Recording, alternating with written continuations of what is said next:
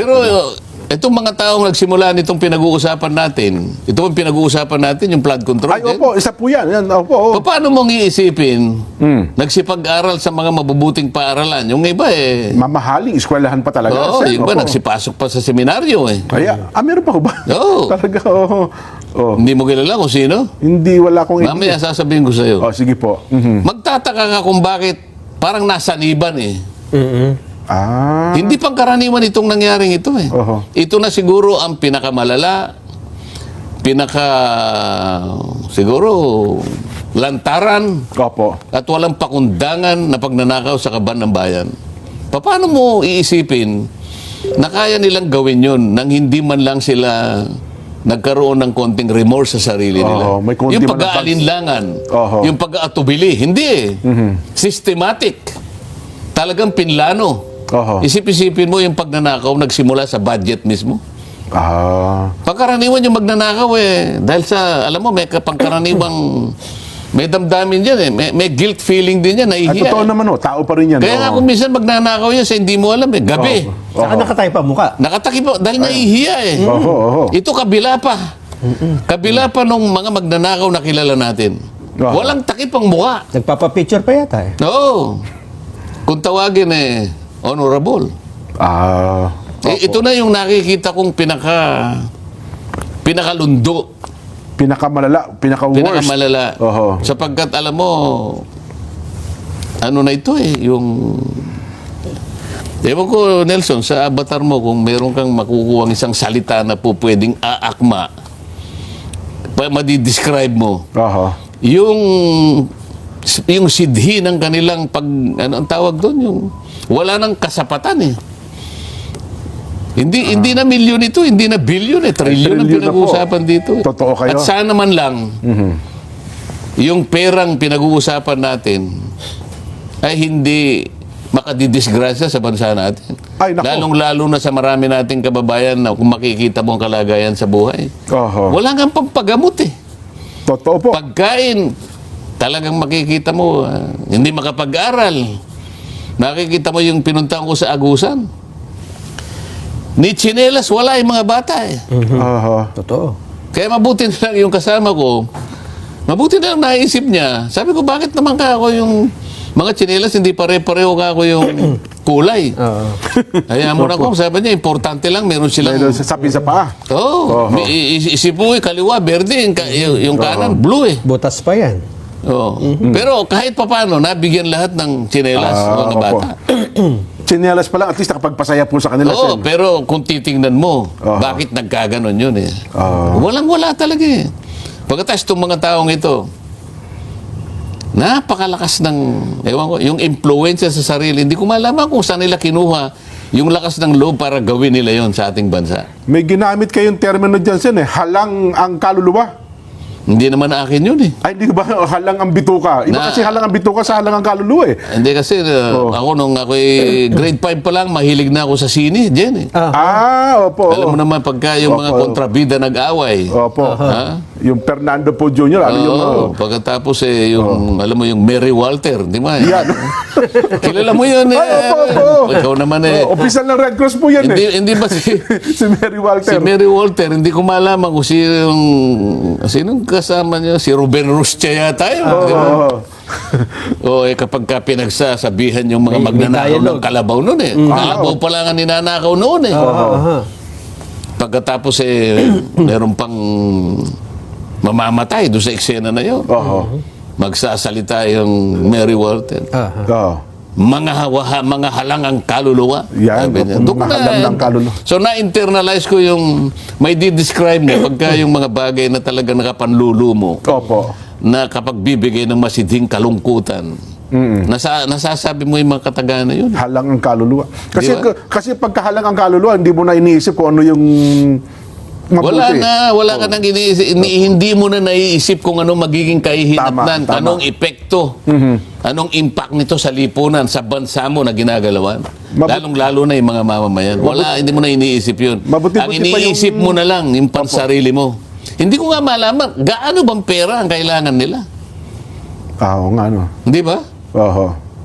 Well, biblically sin, talagang ano yan walang Kabusugan. walang kasapatan. Kaya yung sinasabi ni Nelson kanina na habang kayong dalawa ay mini-make-upan, Opo, ano opo. kaya mabuti nating gawin? Yan nga Paano pong mabuti nating i-propose sa kanila sa gitna ng pinag-uusapan natin na ito? Kasi Totoo ang po. sabi nyo, Sen, budget ang pinagmulan eh. Oho. Totoo namang sa budget nagsimula eh. O, anong magandang gawin? Kasi ngayon, ginagawa nyo yung budget. Oo. Noong nakaraan, ginawa yung budget, 2025, for this year, meron pa di ba? Totoo. Ang pinakamalala kasi, itong budget para sa taong ito. Yan, tama. Nung ginagawa Yung ito, 2025. 2024 kasi, di ba? Yes, opo. Oho. Oo. Ginagawa ang budget kasi bago matapos ang taon para sa susunod na taon. Yes. Halimbawa, itong taong ito, ginawa namin ang budget, nagsimula September 2024. That's- Pangkaraniwan, Agosto pa nga kung minsan eh. Opo. Dahil ang NEP, ibibigay sa inyo mga July, August. Karamihan, pagkatapos ng SONA, Sen. So, di ba? September pa lang, agaran mo ng babanatan yan. Opo. So, Deliberasyon. kinakailangan matapos ang House of Representatives, mga Oktubre man lang, o kaya katapusan ng September, Opo. sapagkat yan ay dadalhin sa Senado para doon naman ihimayin. At kung merong hindi pagkakaunawaan sa dalawang version na yan, pag-iisahin, ito nga yung tinatawag na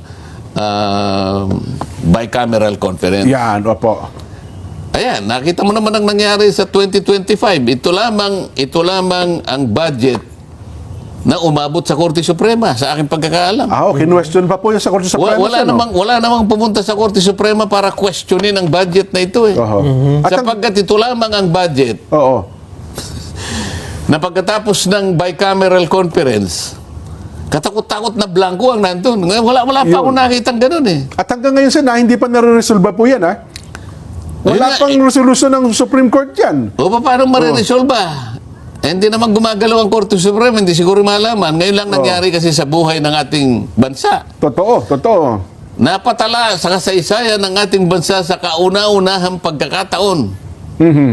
na natapos ang bicameral conference, tinadtad ng blanco. Oho.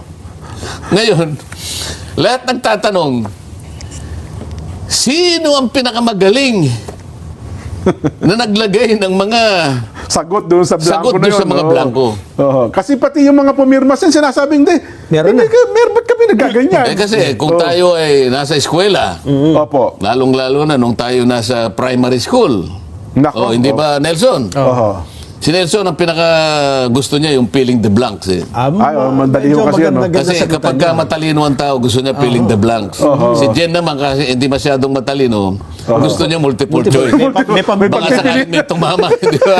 May tsamba. May Sabi tsamba. ni Jen, may low of average. May tsamba ito. May tsamba ko rito. Lahat A. Kaya lang si Nelson, sigurado Medyo niya. nag-aral. Mas gusto ko kanya yung filling the blanks. Yan, oho. Di ba? Tama po, tama. Sapagkat kapag wala ka talagang ni-review, Nako, wala ka sasagot. masisiro ka talaga doon. Hindi mo may invento yun eh. Totoo po. Di ba? Oho. Isip-isipin mo naman. 28 blanco ang nakita ko Ayun. na ikinalat sa siguro mga 12 pahina. Sino yung pinakamagaling na tao na naglagay ng... Paano niya nailagay yun? Hanggang ngayon, Sen, wala pang lumulutang kung sino sumagot dun, ha? Walang gustong magsabi. Opo. Sabing ganun ng ibang haka-haka. Baka naman kayo dyan sa House of Representatives ang gumawa niyan. Oho. Dahil dyan naman ipiprint eh. Kayo magpapaprint niyan eh. Opo. Hindi kanya, baka sa DBM. Oho. Hindi baka sa Malacanang. Oho. Ay, sino nga? Di ba? Ayan. Kailangan kasi matukoy mo kung sino. Isip-isipin mo naman ha. Sana sabi ko na sa inyo. Karaniwan magsisimula ang debate September, Oktubre, Nobyembre. Opo. Opo. O di 3 buwan. Hanggang sa umabot yan sa BICAM nga. Opo. Kumisan nga, halos matapos na yung Disyembre. Oo, nag-aalala na nga Di ba? marami. Kasi Opo. kapag ka hindi mo natapos ng Disyembre, Reenacted. marire-enact yun. Okay. Palagay mo na lang 3 buwan. Opo. 3 buwan at kalahati kayong nagdidebate. Pagkatapos yung isang tao lang, ang gagawa ng... Doon lang pala ayusin, ano ba? Babaliwala pa lahat ng debate ninyo. Uy, bakit tayo nagdebate? Nagpagod pa tayo na kung minsan nga inuumaga pa tayo ng kakadebate riyan. Pagkatapos isang tao lang mangingiti-ngiti. Oo. Ha? Ngingisi-ngisi Sa doon. gitna ng pusikit na karimlan, may daladalang ballpen. Pinagsasagutan yung mga blanco. Ha? Yung ballpen na yun ang pinakamakapangyarihan sa lahat ng ballpen. Isipin mo. Siya ang susulat. Alam mo yung budget natin, katumbas ng isang cheque lang. Opo. Sabi nila, kaya ng budget, diyan nakasulat lahat ang bibilhin nating produkto at serbisyo na yan ang pagdadamutan ng bawat isang Pilipino sa susunod na taon. Yan, sa loob ng isang Isang taon po cheque yan. lang yan. Paano ngayon? May blanco ngayon yan. Sino yung makapangyarihan na yun na nagsulat ng mga blanco na yun? Hindi naman natin na blanco yun eh. Oo nga po, no? Oo. Hanggang ngayon nga walang umaamin. Sinong O sumagot? hanggang ngayon, pinag-iisipan ng Korte Suprema, paano natin bibigyan ng kasagutan ito? Yeah.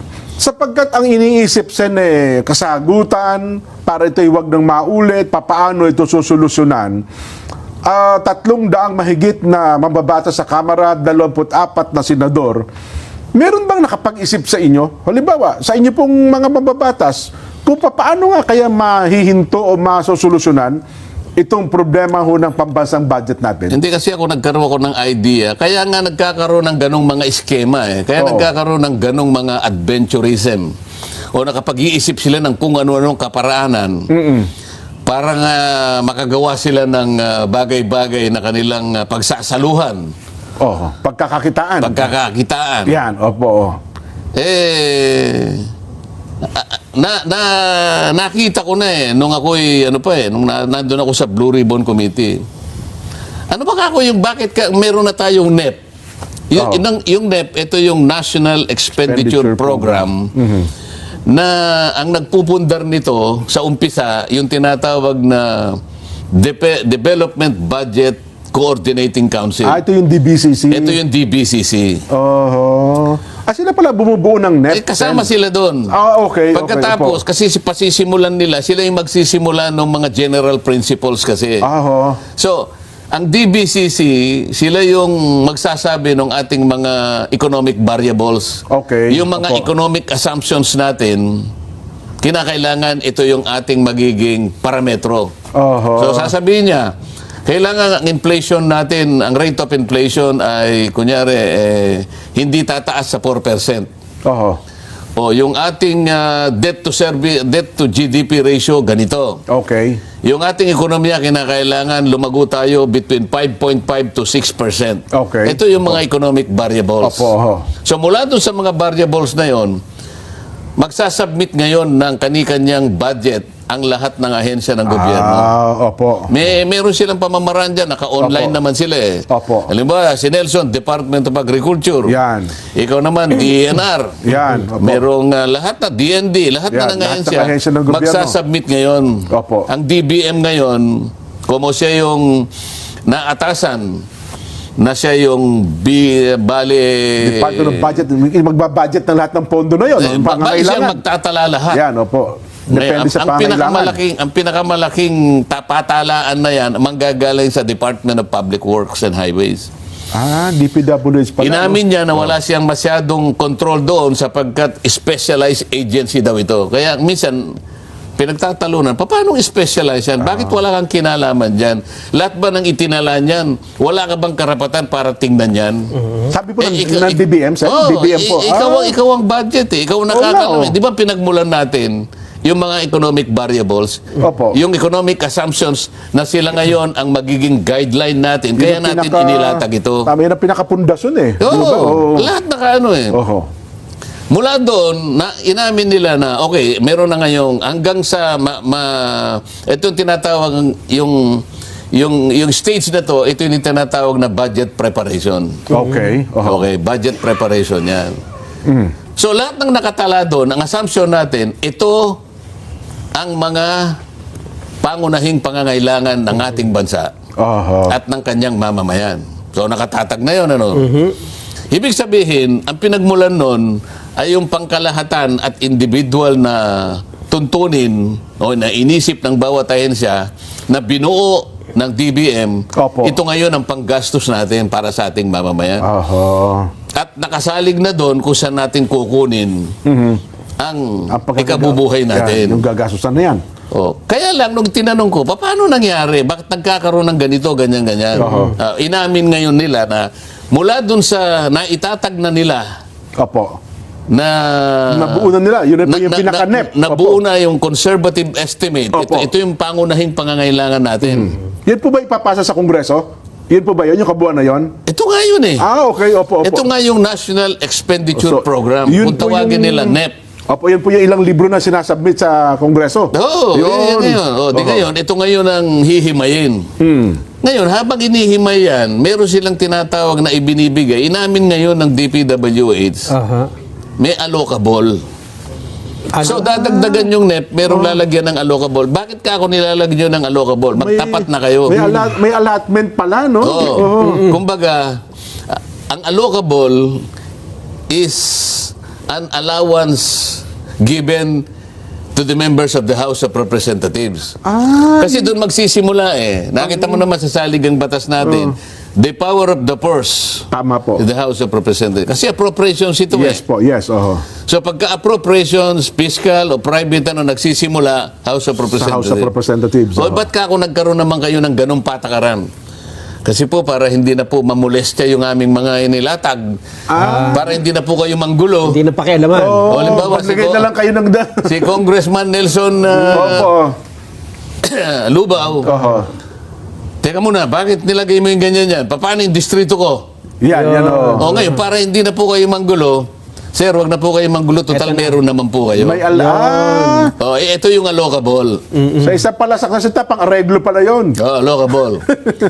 Pagkatapos ng allocable, 300 mahigit yun eh. Opo, sa lower house. Oo, ang bawat isang, sabi ko nga sa inyo, pagka regular congressman ka, 1 billion ang 1 average. billion. Naku, laki. So meron kang, may nakalaan sa yung 1 billion na maglilista ka ng project na gusto mo. Oho, kakalat mo ng Kasi ganyan, bawal na yung pork barrel, kaya ngayon, yung ginawa nila, Oho.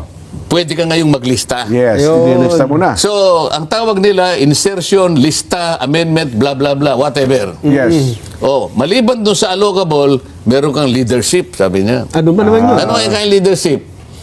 House leadership. Yan po Opo. yung mga leader, andyan po yung speaker, andyan po yung deputy speaker, andyan po yung majority leader, andyan po yung deputy majority leader, andyan po yung minority leader. Yan, opo. Andyan po yung mga chairman at vice chairman ng Ng mga appropriations committee. committee. Yan, Kung oo. magkano naman yan? Ito po. O, bukod dyan, ay maglalagay po ng unprogram. Bakit? May Ay, ba, iba po yung program. Kanino naman yan? Ay, yan yung mga hindi pa nakikitang maaring panggalingan ng ating mga pangangailangan. May kondisyon naman yan, Yan naman ay hindi magagasta yan habang wala tayong perang naiutang o kaya ise-certify ng treasury. So meron pong ano yan, meron pong ano yan, may limitasyon po yan. O pagkatapos yan, pagkatapos po niyan, dinagkaroon na po ng pagsusulit po dito sa House. Opo. Nabasa na po ng pangatlo. Opo. Ibig sabihin, third reading, tapos na po kayo. Final reading, Ang tama. tawag niyan, it's GAB. So, House of Representatives General Appropriations Bill. Tama. House na siya. O hindi, itataas ngayon sa Senado. Tama. Noong isang araw pala siya, napasa na, mukhang... Napasa na. pasado na po Nandun na sa ano Kamara. namin ngayon. Binigyan na kami nasa online. Opo. Nakikita na namin na ngayon. Ito pala yung ginawa ninyo, ha? Oo. Magkakaroon ngayon ng tinatawag na bicameral. Hindi, pagdating sa Senado muna, Sen, wala pang BICAM. So, Hindi, ang sinasabi ko sa'yo, kung natapos na yung pagre-revisa. Opo, oo. O, di nagre-revisa ngayon. Teka muna, Opo. hindi tayo magkaintindihan eh. Oho. Ba't mo inalis dito? Ba't nyo nilagay dito? Ay, ang sa amin ganito, gusto namin ganito, ganyan. So, hindi naman nawawala yung total eh. Opo. Ang pinag-uusapan lang, dinajagel-jagel lang. Yung pagkasasalansan na lang. Nasa priority ng, hindi, kami dito, hindi, ang tingin namin dito. So, hindi ngayon nagkakaintindihan. ang Senado ba, Sen, may allocable din? Alam ba? Kasi, Yun, mamaya na natin na yan. Sige. Ikaw naman masyado ka Sige. mga dalintado. Dito muna tayo Sige, sa... sige. ano, Interesado ako dun eh. dito. sa house. O, magkakaroon ngayon, hindi nagkakaroon ng, hindi sila kaintindihan. nag-agree. Oo. So, merong conflicting version. Tama. Kami ganito eh. Ay, hindi nga niya po pwede yan. 24 lang kayo eh. 300 kami. Sa isang halimbawa, At saka kayo wala naman kayong distrito. Ba't ba nakikialam kayo? Ito'y distrito kami. National, Ikaw anong distrito mo? national lang niya kami. Bakit? Magkano ilang bang boto mo? Ha? Yun lang. Anong distrito ka ba? Batanes. O, 8,000 lang ang botante mo. Palagi mo ako, nang binoto ka lahat. ako milyon-milyon eh. Ako, Oho. ilan bang boto mo? Oho. O, 15,845,000. Oho. O, teka, hindi tayo nagkakaintindihan. Bicam. Ayun. Ayan, okay. Isang halimbawa niyo dyan, Sen, di ba, yung pondo ng DMW, di ba? Oo. Nasabi niya, pondo niya, ito, hindi, ang gusto namin, taasan. So, hindi mayroon hindi halimbawa, sinabi pagkakasundo. ko, yung action fund ninyo, bakit 2.1? Billion lang, oh. Alam mo, yes, sa 2.1 na yan hindi ka makakarami na nga. Kasi ang kailangan Oo. ang kailangan mo kako ay mga in-house lawyers. Yan, opo. Lawyers sila na mauutusan mo. Hindi ka ako, ayoko yung parang, anong tawag doon? Kukuha ka lang ng Retainer. Retainer lang, oh. Pag retainer yun, meron kang quota lang dyan Karaniwan, 100 clients lang yan. Okay. Pag sumobra dyan, another service fee yan. Oho. Diyan nakasalalay ka ako ang buhay ng mga OFW natin. Oho. Nandyan ang 90% na problema. Sa ayon mo sa gusto, magkakaroon ng problema yan. Napakaraming factors ang aalalahanin mo dyan. Pagkaraniwan na, pagka nagkaroon ng problema, inuuwi natin. Wala namang kasalanan, pero tayong uuwi. Kaya tayo pinagtatawanan ng mga employers. May uwi na lang. oh. Kailangan ilaban natin. Paano natin magagawang ilaban? Wala naman tayong lawyer. Ah, Kailangan makakuha ka man lang kako ng ganito karaming lawyers. opo. Kailangan mo doblehin yan. Kung na-approve na ng Kamara, kaya gusto nyo, dagdagan. Wala pa pwede namin dagdagan yun Ayun. So, merong hindi pagkakasundo nga ang Kamara doon sa pondo na yun. Ngayon, magkakaroon ng BICAM ngayon. Yun. Kaya nga nag-uusap ngayon yung appropriations at saka yung finance namin. Hindi ko alam kung gaano ka-transparent ngayon. Dahil ngayon lang ako naging senador, hindi ko naman alam kung kasama ako sa BICAM o hindi. Opo. Pero nasama na ako ng BICAM nung ako'y nandun sa baba. Nasa Kamara kayo. Naginawa lang kaming props. Hindi Pinakain kayo namin, pinakain ng marami. Hindi man namin alam kung ano yung pinag-uusapan Basta kain na kami ng kain Kaya nung sinasama nila ko, ayoko na ako sumama dyan. Kayo na lang. Kasi hindi na nag-uusap-usap sila. O ngayon, ang pinakahuli, ito yung BICAM.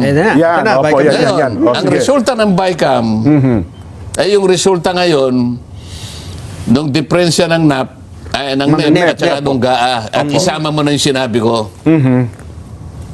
At kapag ka binawas mo yung nangyari rito, malalaman mo kung ilan yung nandito sa BICAM. Nung kunin ko yung figura na nanggagaling kay dating Secretary Manuel Bunoan, sabi niya, yung allocable 450B. Laki. Opo, O isipin mo nga laki yun, ha? Opo. Yung leadership 100 Okay. B. Ang program 150. Oho. Pagkatapos yung diferensya Oho. 400B.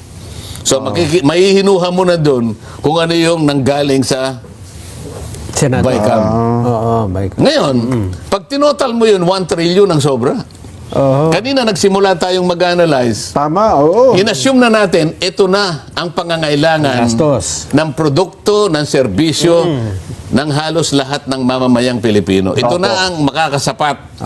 Maaring magtis tayo ng konti, higpitan ng sinturon, o maluktot dahil yung kumot ay hindi masyadong mahaba. Opo. Pero ito na yung bale, kakayanin ng ating ekonomiya. Yan po yung NEP. Ito yung NEP. NEP. Gaya ngayon, 6.7 trillion. Di ba? 6.7. Opo, 6.7 trillion ang hinihinging budget. Opo.